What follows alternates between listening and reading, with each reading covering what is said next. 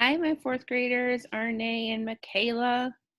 All right, so we're going to be going over what you're going to be doing for the rest of the school year, and then I'm going to walk you through a couple different assignments. I know that your packets have not been mailed to you yet. They should be going out this week, so you should get them this week.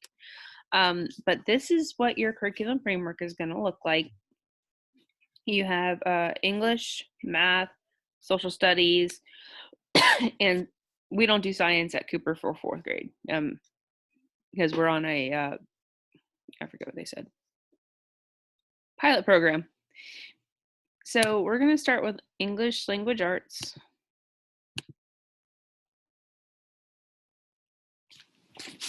Is my cord from my computer still over there? I'm sorry, my computer's dying. So as you see, when you get your packet, it's going to look a whole lot like this. Yeah, that's it. Thank you. Sorry, gotta plug up here. Okay, so your packet is going to have your list of assignments, Monday, Tuesday, Wednesday, Thursday, Friday. And I also sent out the schedule, which is going to tell you about our Zoom meetings. Now, I want you guys, we're going to do the listen and read alouds, but then it says right here, students will read the passage, Who Wants a Spiny Snack? These will all be in your learning packet when you, I'm sorry, I keep looking at the video. I need to look here. These will all be in your learning packet once you get them. And you'll have Who Wants a Spiny Snack, and then you'll complete the chunk it, then put it together organizer and answer the questions. This right here is one of the more important things I need you guys to do, because if you see, you're going to be doing this every single day. You're going to select a book of your choice and read for 20 minutes, and then you're going to respond to a reader response activity. You see that the reader response activities are split up into fiction and nonfiction. So remember, if your book is a fiction book, which means it probably didn't happen, you're going to complete one of these reader response activities. And if it's a nonfiction, you're going to complete one of these reader response activities. On our Zoom meetings, which you'll have the schedule for, you guys are going to share one of your reader response activities, and you're going to tell me about your book.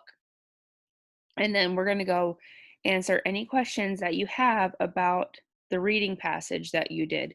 Students will, and you guys, like I said, Who Wants a Spiny Snack is going to be your first reading, and then you're going to complete the chunk it assignment. So you guys are going to do this piece independently. You're going to do it with your parents. You're going to do Who Wants a Spiny Snack, and then chunk it and put it together.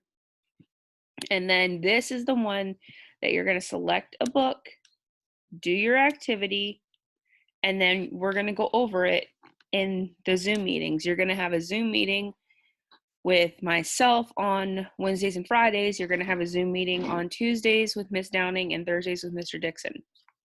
So as you see, this is exactly how everything is written out for you, and it's going to be coming to your house. So then that's your language arts. If we come down to math,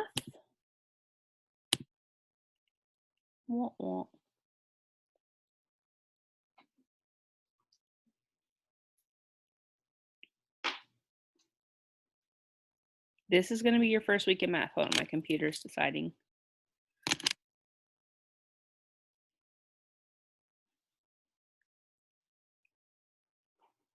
These are going to be some of the definitions that actually we're going to learn all these definitions for the rest of the school year. We're going to learn what they mean, how to identify them, and how to use them. So your packet is going to come, and you're going to be doing your math. You guys are going to do it, and then we are going to discuss it in the Zoom. So if you have questions about it or can't figure something out, you can always ask your parents to email me, or you can email me, ask me for a time to do individual Zooms. I'm always available. You can call me, you can video me, any questions you have, I am always available to you guys. And just because it might be 6 o'clock at night, just text me or email me. Everything comes to my handy dandy telephone. So you guys can always get a hold of me.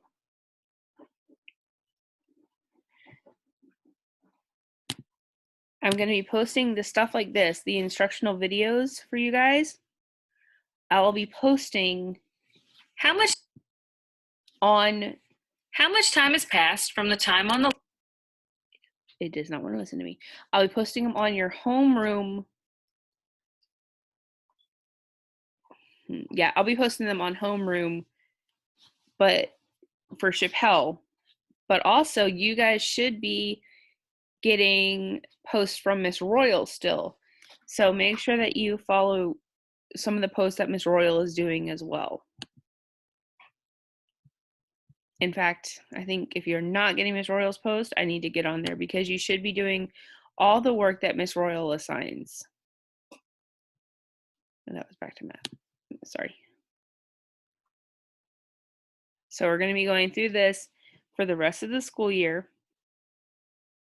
You're doing elapsed time, where did time go? But you guys already know that. We've done that because you guys are super smart. So when we come back together for Zoom,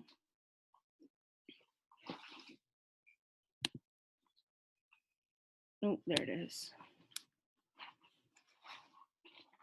You guys will be talking to me about English or language arts and math. Your social studies. I don't know that they're going to be sending you social studies, so I'm going to have Mr. D and Miss D take over doing social studies with you guys. So it might be a little bit of social studies, not as much as we're going to do in class, but you'll still be getting the information. So the most important things I want you to remember about your weekly language arts is to read the story. Most of these stories are found on Storyline Online, and we're going to read this one together right now. But after that, I want you to complete this section on your own. I want you to really try it on your own. Don't bug your parents. I don't know how to do this. Use the critical thinking skills we learned in class to put forth your best effort. And then this one, once again, you can get a book off Storyline Online. You can get a book off Epic. You can have a book that you have in your house. I just want you to complete the reader response activity so that we can go over it in Zoom.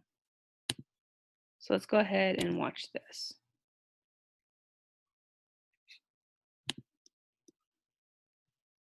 Hi, I'm Jane Kasmarek. Welcome to the Screen Actors Guild Foundation Book Pals. Everybody knows that honey is delicious in tea, but can you imagine pouring it on a book? Well, Patricia Polacco can. She's the author and illustrator of a wonderful book called Thank You, Mr. Fokker. She begins with a special introduction, a prologue. The grandpa held the jar of honey so that all the family could see. Then he dipped a ladle into it and drizzled honey on the cover of a small book. The little girl had just turned 5. Stand up, little one, he cooed. I did this for your mother, your uncles, your older brother, and now you. Then he handed the book to her. Taste. She dipped her finger into the honey and put it into her mouth. What is that taste? The grandma asked. The little girl answered, sweet.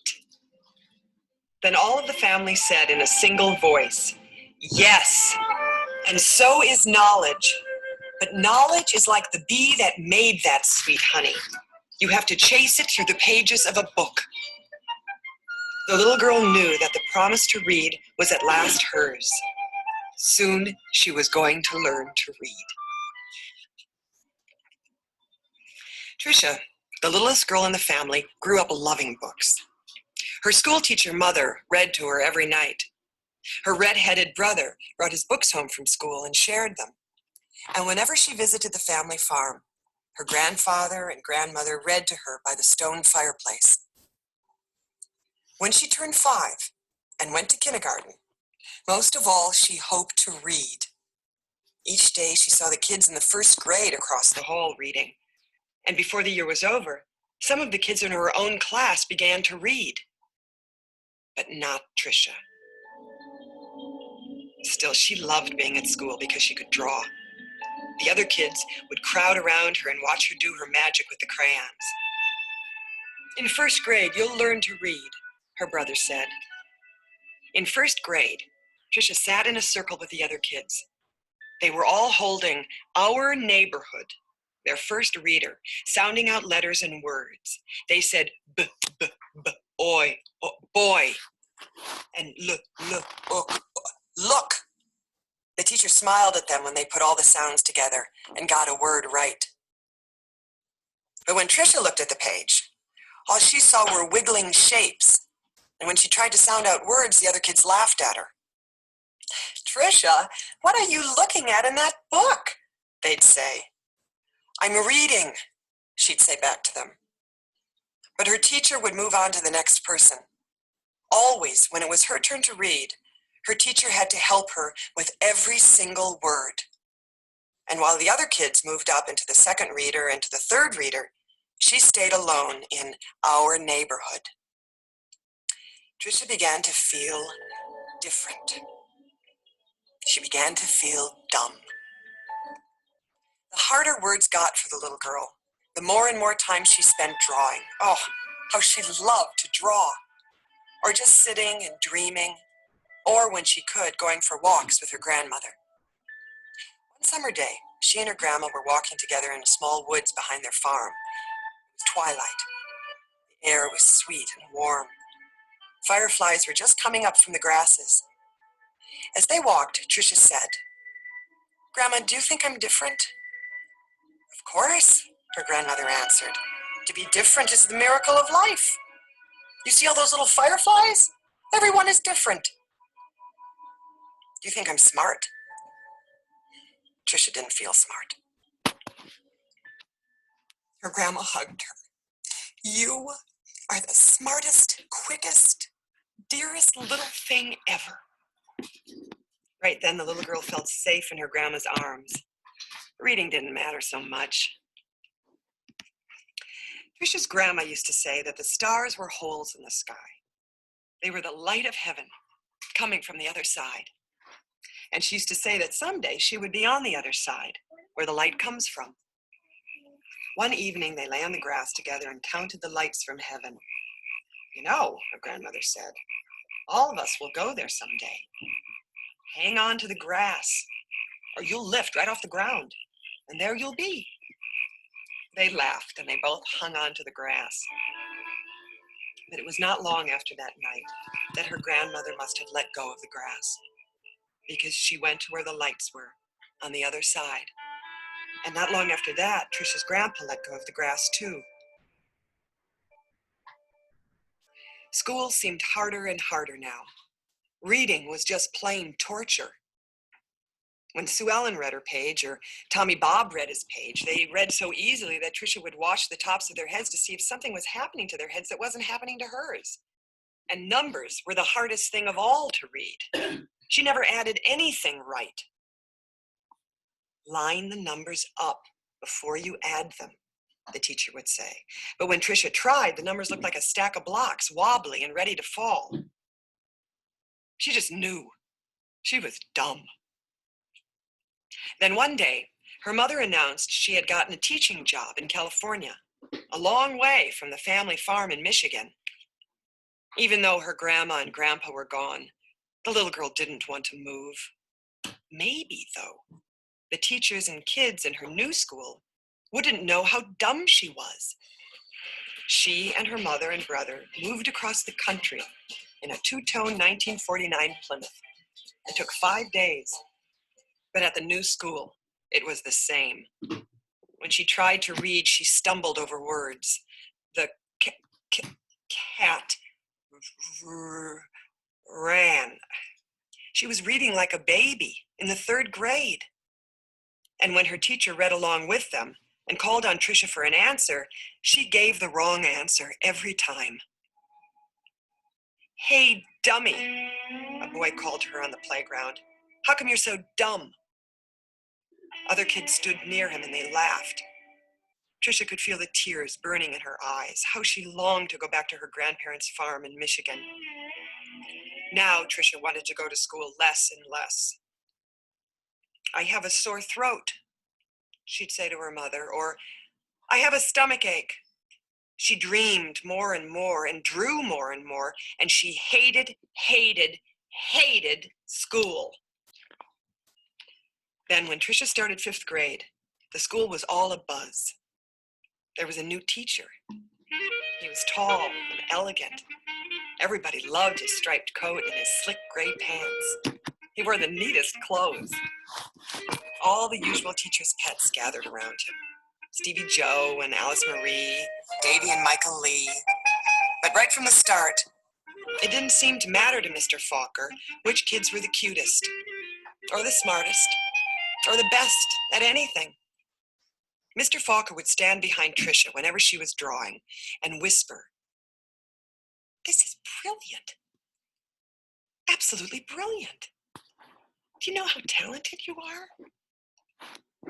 When he said this, even the kids who teased her would turn around in their seats and look at her drawings, but they still laughed whenever she gave the wrong answer. Then one day, she had to stand up and read, which she hated. She was stumbling through a page in Charlotte's Web, and the page was going all fuzzy, and the kids began to laugh out loud. Mr. Fokker, in his plaid jacket and butterfly tie, said, "Stop! Are all of you so perfect that you can look at another person and find fault with her?" That was the last day anybody laughed out loud or made fun of her. All except Eric. He sat behind Tricia for 2 whole years, but he seemed almost to hate her. Tricia didn't know why. He waited by the door of the classroom for her and he pulled her hair. He waited for her on the playground, leaned in her face and called her Toad. Tricia was afraid to turn any corner for fear Eric would be there.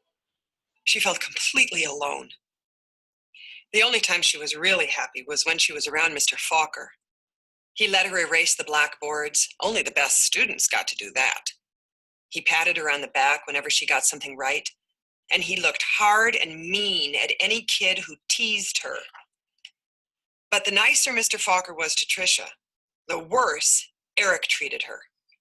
He got all the other kids to wait for her on the playground or in the cafeteria or even in the bathroom, and to jump out and call her stupid or ugly. And Tricia began to believe them. She discovered that if she asked to go to the bathroom just before recess, she could hide under the inside stairwell during the free time and not have to go outside at all. In that dark place, she felt completely safe. But one day at recess, Eric followed her to her secret hiding place. "Have you become a mole?" he laughed.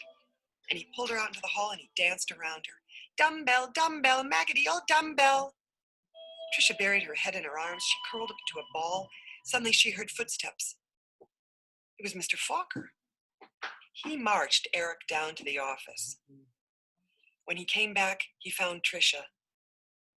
"I don't think you have to worry about that boy again," he said softly. "What was he teasing you about, little one?" "I don't know," Tricia shrugged. Tricia was sure Mr. Fokker believed that she could read. She had learned to memorize what the kid next to her was reading. Or she'd wait for Mr. Fokker to help her with a sentence. Then she'd say the same thing that he did. "Good," he would say. Then one day, Mr. Fokker asked her to stay after school and help wash the blackboards. He put on music and brought out little sandwiches as they worked and talked. All at once, he said, "Let's play a game. I'll shout out letters. You write them on the board with the wet sponge as quickly as you can." "A," he shouted. She wiped a watery A. "8," he shouted, and she made a watery 8. 14, 3, D, M, Q, he shouted out. He shouted out many, many letters and numbers. Then he walked up behind her, and together they looked at the board. It was a watery mess. Trisha knew that none of the letters or numbers looked like they should. She threw the sponge down and tried to run. But Mr. Fokker caught her arm and sank to his knees in front of her. "You poor baby," he said. "You think you're dumb, don't you? How awful for you to be so lonely and afraid." She sobbed. "But little one, don't you understand? You don't see letters or numbers the way other people do. And you've gotten through school all this time and fooled many, many good teachers." He smiled at her.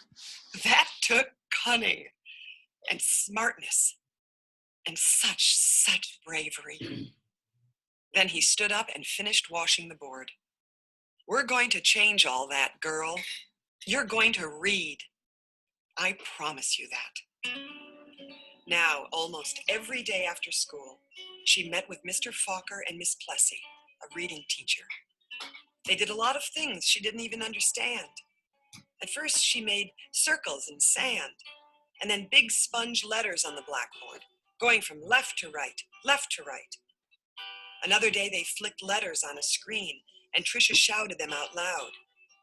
Still other days, she worked with wooden blocks and built words. Letters, letters, letters. Words, words, words. Always sounding them out. And that felt good. But though she'd read words, she hadn't read a whole sentence. And deep down, she still felt dumb. And then one spring day, had it been 3 months or 4 months since they started?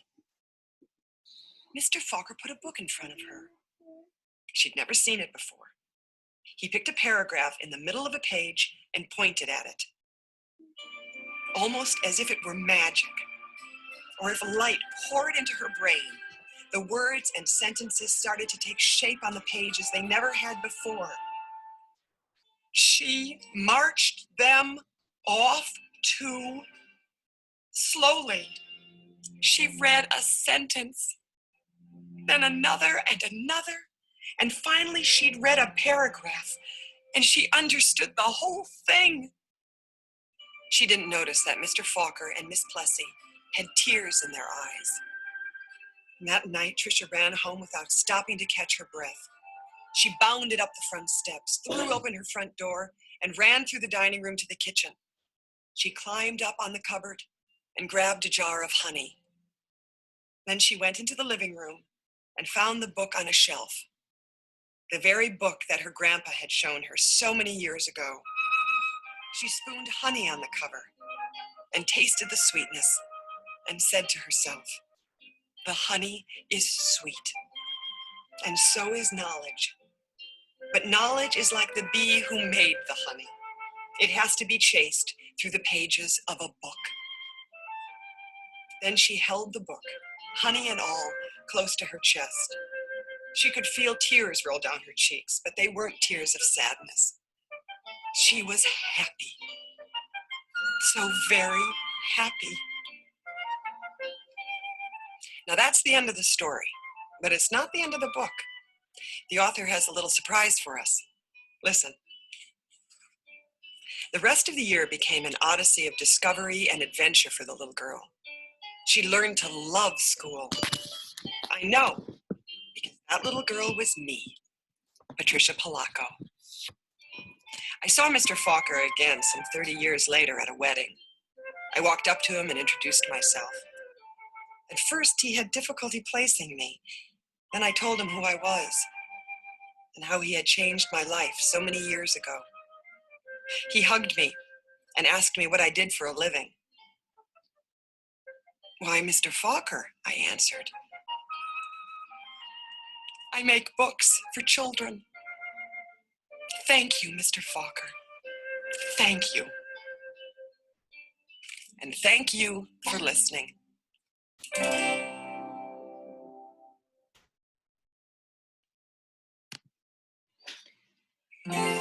Hi, I'm Jane Casmara. Nope. Okay, guys, so we read Thank You, Mr. Fokker. Now, when your packets arrive, you guys are going to do your work. Like I said, we'll go back. We've read this aloud. Students are going to go and read the passage, and then you're going to work on it by yourself. Try your hardest to get it done by yourself before you ask mom and dad to come help you, okay? I know each of you are incredibly intelligent and can do it on your own. So I want you to try to do it on your own. And then you will read for 20 minutes and do your reader response activity and have it ready for our Zoom meeting on Wednesday, okay? Now, you guys be good, and I will see you soon. I shall see you on Wednesday. All right, bye.